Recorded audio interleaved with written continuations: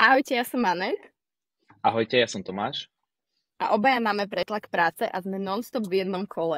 A preto sme si prizvali na pomoc Izador a Mateja Špánika, to je ten nice guy, aby sme dali dokopy unikátne dresy, ktoré sú jediné svojho druhu. Myslíme si, že to je super nápad a máme na to 4 dôvody.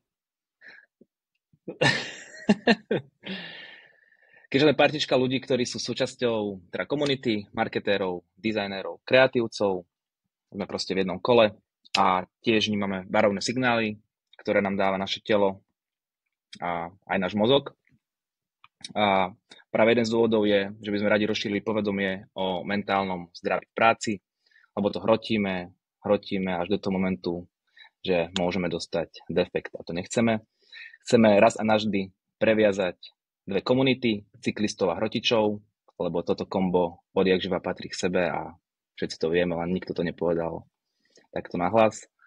Chceme poslať do sveta dizajnový unikát a chceme týmto dresom motivovať všetkých ľudí, ktorí možno ešte nezačali bajkovať, aby s tým začali a tých, ktorí bajkujú, aby bajkovali ešte lepšie a boli rýchlejší a efektívnejší na tom bicykli.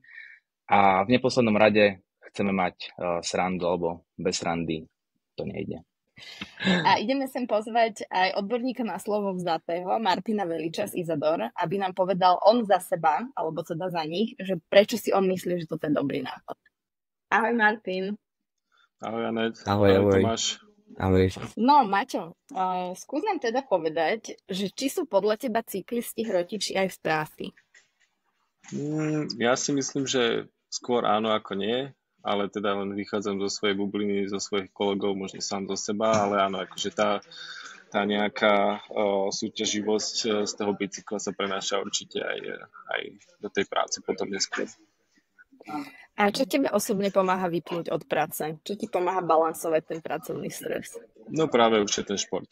Cyklistika, mňa to stále baví aj po tých 11 rokoch profesionálnej kariéry, stále som nezanevral na bicykel, tak určite to. No a potom sa samozrejme aj iné športové aktivity. Teraz hokej momentálne, alebo behanie a podobne. Ako vnímate túto spoluprácu v Izador? Že pretlak, Izador, Matej Špánik? No, je to určite, že keď ste nás s tým oslovili, tak pre nás práve takéto projekty, tým, že máme tu možnosť vyrábať aj to oblečenie na zakázku, alebo teda s tým custom dizajnom každého klienta, tak samozrejme každý projekt je unikátny, ale tento projekt konkrétne s tým, že s vami pretlak poznáme, aj sme ako nejaké pozície s vami riešili, poznáme aj Mateja Špánika z iného projektu, takže všetko myslím, že to akože pekne zapadlo a myslím, že ten výsledok bude z toho poznať. Dobre, super. Tak nám už nezostáva nič iné, len som pozvať Mateja, aby nám to objasnil zase zo svojej strany.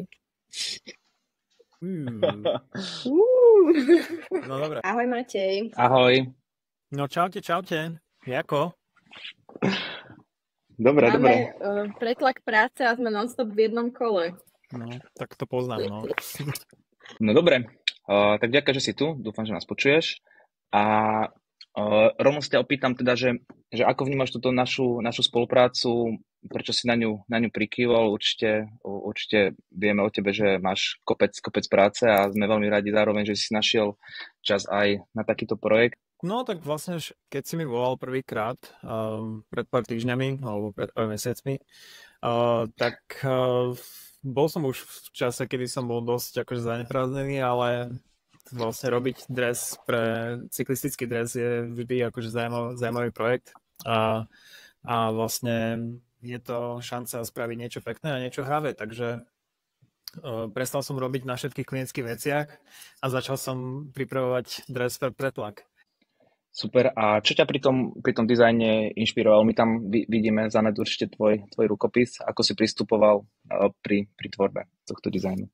Ono vždy pri tom dizajne pomôže, keď je nejaký kľúčový message alebo nejaká kľúčová téma. Čiže vlastne tu nám určite pomohlo to, že vlastne bol už k dispozícii message work-bike balance a vlastne okolo toho sa už dali potom tie jednotlivé kroky vyskladávať. Ale celkový ten prístup k tomu bol vlastne vytvoriť niečo iné ako cyklistický dres, alebo niečo, čo vlastne nepripomína na prvú šupu cyklistický dres a zároveň ako keby umiestniť tam nejaké zaujímavé vizuálne prvky, ktoré vlastne môžu mať nejaký odkaz na tú tému, alebo zároveň môžu byť iba vlastne nejaký zaujímavý dekor, ale celkovo, že aby to bolo nejaká atraktívna vec a nejakým spôsobom, aby to vystúpilo, alebo vlastne sa vymanilo z tej vizuality športových dresov. Super, nám sa veľmi páči, dúfam, že sa bude páčiť aj všetkým jeho nositeľom a podporovateľom. No a dúfam, že budú minimálne o 10 rýchlejší ako bez neho. To veríme, jasné. Super, dobre, tak ďakujem pekne. Tak paráda, držím palce. Čaute. Ďakujeme. Díky, čau. A klapka. Ja už idem teda. Hej, ja som mohol na bicykli.